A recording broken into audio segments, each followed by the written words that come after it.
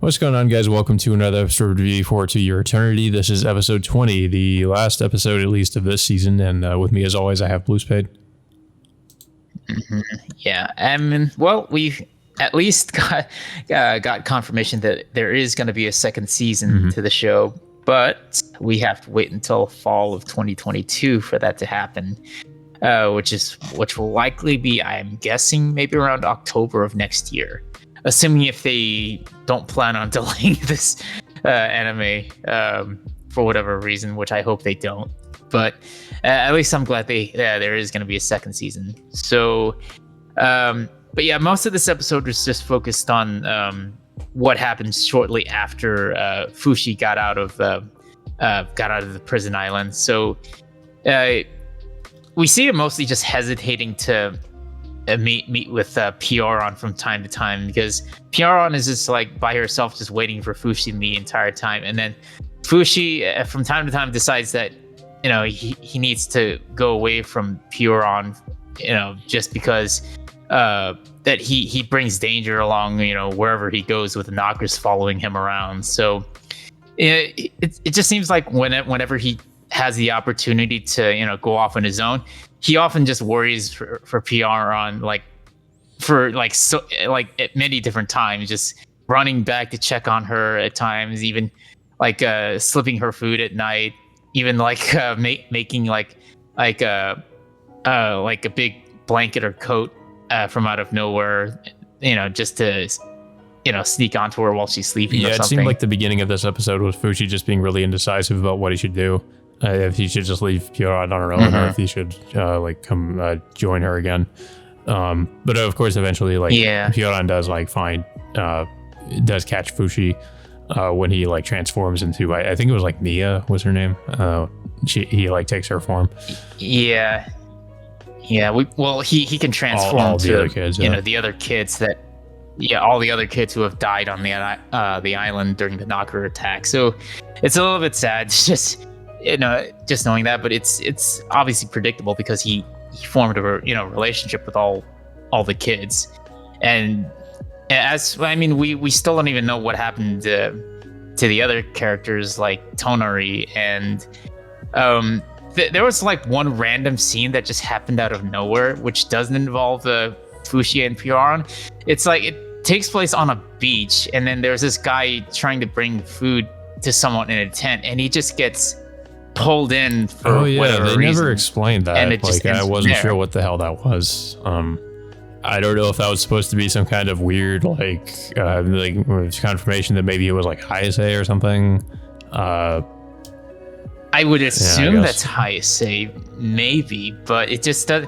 But from the way I looked at the arm, it just didn't look like. I don't know. It's almost seemed like a guy's size of a guy's arm, but I had to look at it for several times just to confirm that. But it just seemed like I would guess that maybe she, you know, it's Hayase. I'm just not really sure who else it could be. It just, yeah. I mean, I don't know. It's a weird way to just end that scene off without really fully explaining that. But yeah. So Pioran and Fushi end up traveling together over the course of several months. Fushi's creator confirms that Pioran is already 90 years old at this point, but she's still spry enough to catch food for herself. So they keep going, but it gets to the point where Pioran, I guess, develops some irrational mood swings from time to time, and then has dementia. From at times. So Fushi at this point had to constantly carry her on her back, because she oftentimes just falls off the donkey whenever she's riding on it. Yeah, basically Fushi has to take care of her at this point and just kind of carry her around.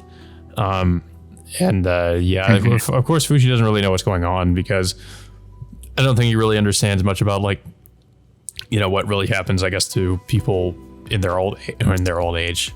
The rest of this episode just kind of gets a little bit sad, because, you know, obviously we did hear earlier from Fushi's creator that she doesn't have much longer to live.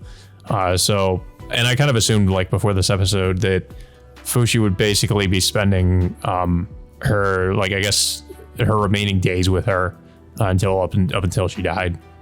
So it's pretty much what happens here. Like, it's a pretty sad note actually to, kind of end off the season.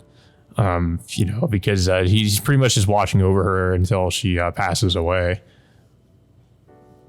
Yeah, I mean, shortly before that, like, Fushi goes off on his own to get her some food.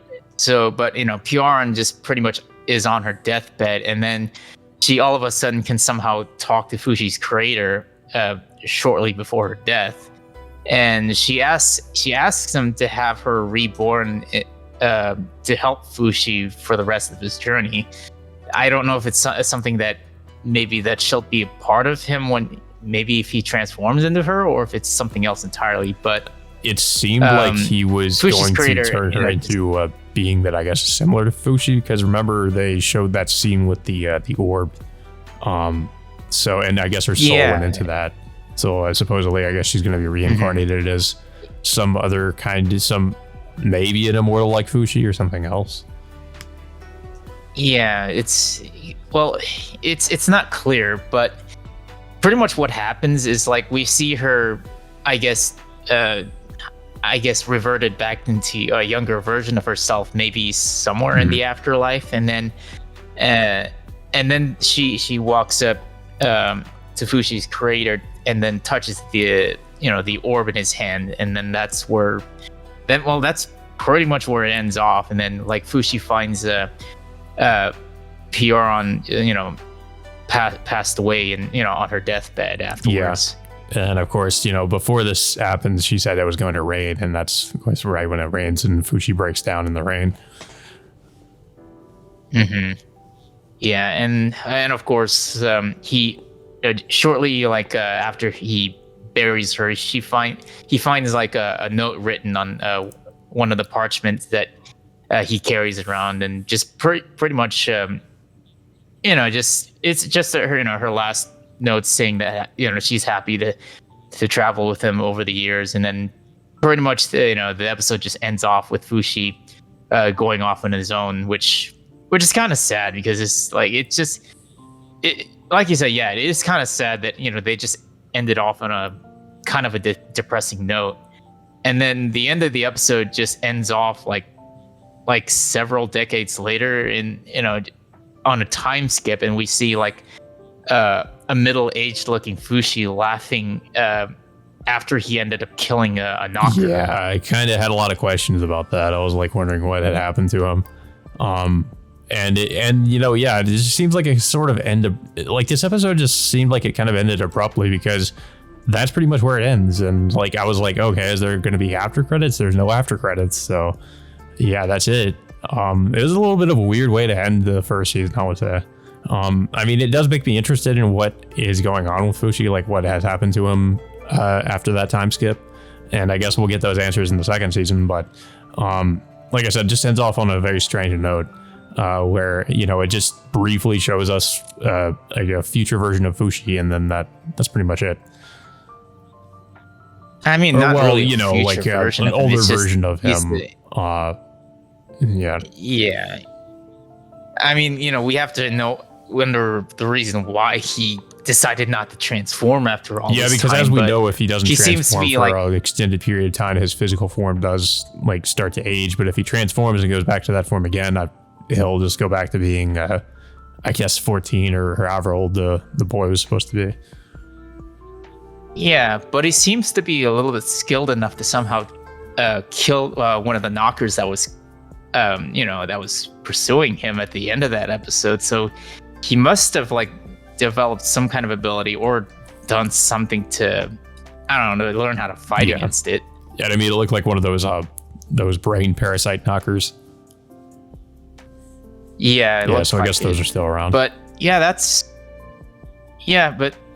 pretty much the end of the episode. I mean, that's I'm a little bit disappointed that it did end off in that way, and it's still kind of left off in a depressing note that that they left it off like that, and now we have to wait an entire year just to find out how the story continues. I mean, it's still an ongoing manga, so sure there's plenty stuff they could adapt. But yeah, I would say overall this is a fairly decent season. It felt like it did have some weird pacing at times. And the animation was okay for the most part, not the best I've seen. I mean, like the story isn't. I mean, there are stories like it, but I did like the way in which it was told and how the character of Fushi develops. But yeah, like and it's also, like I said before, it's very different from the creator's other work, like A Silent Voice. So it's, I don't know. I guess I also have some somewhat mixed feelings about it. Just like some things I like, and there are some things that I'm just kind of, I just didn't like as much, I guess. I guess if I were to give it a score, I would have to say it's maybe like a 7 for me.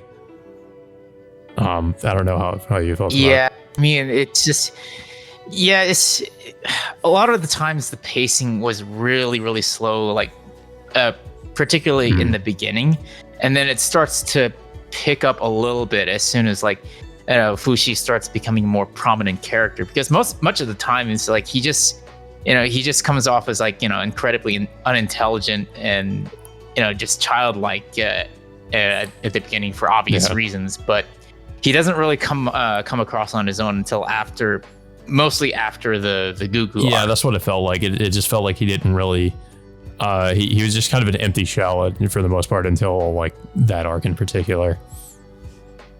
Yeah, and it's just much of the time he just spends an entire life like looking depressed, and no matter how many times like he gets in the situation, he just doesn't feel like that he's successful in trying to save anyone in the so far. I will say life. At a certain point it did feel like the series became a little bit predictable because of it just felt like with each arc it always ended up just sort of ending in tragedy with a lot of characters dying.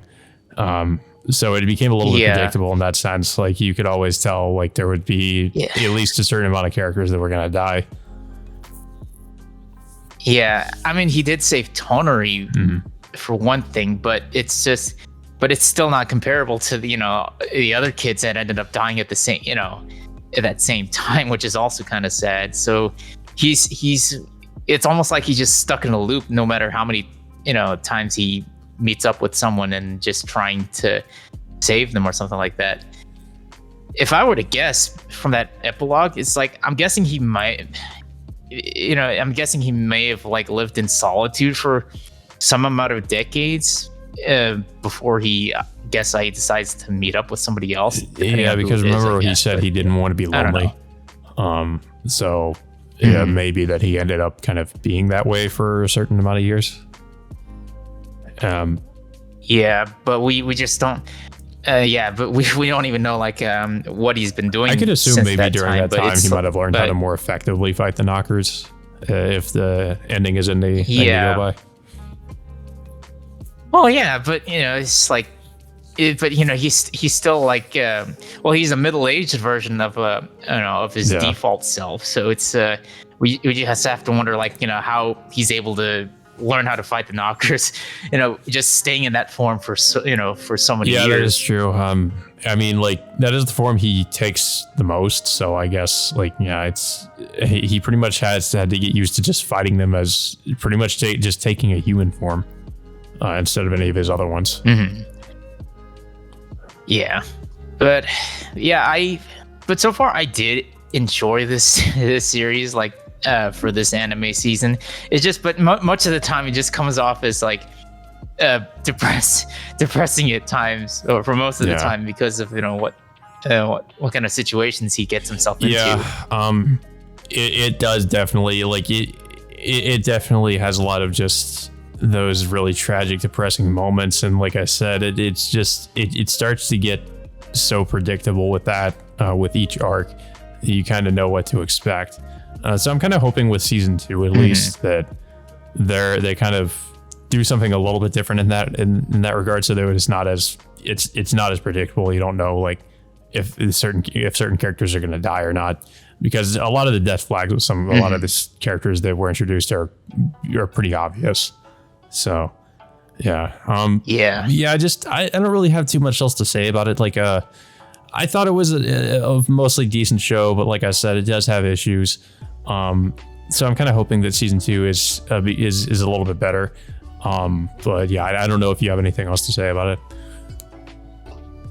Yeah, I enjoyed it. I definitely can't wait for the next season. Hopefully, if it is gonna air fall of 2022, which like I said, I hope they don't end up delaying it any longer. But yeah, I think this is like one of the I can't really say this is like the best anime for 2021. It just seemed like it could have been there, but the show is constantly plagued by its pacing issues, its slow start, and then just overall just depressing tone from time to time. Yeah, I mean, like it has that tone, and it feels like for the most part it doesn't. There's not really like a lot of things that, like it's depressing, and then there's like not a lot that really like makes it like not a ton of levity and to try to sort of break that up.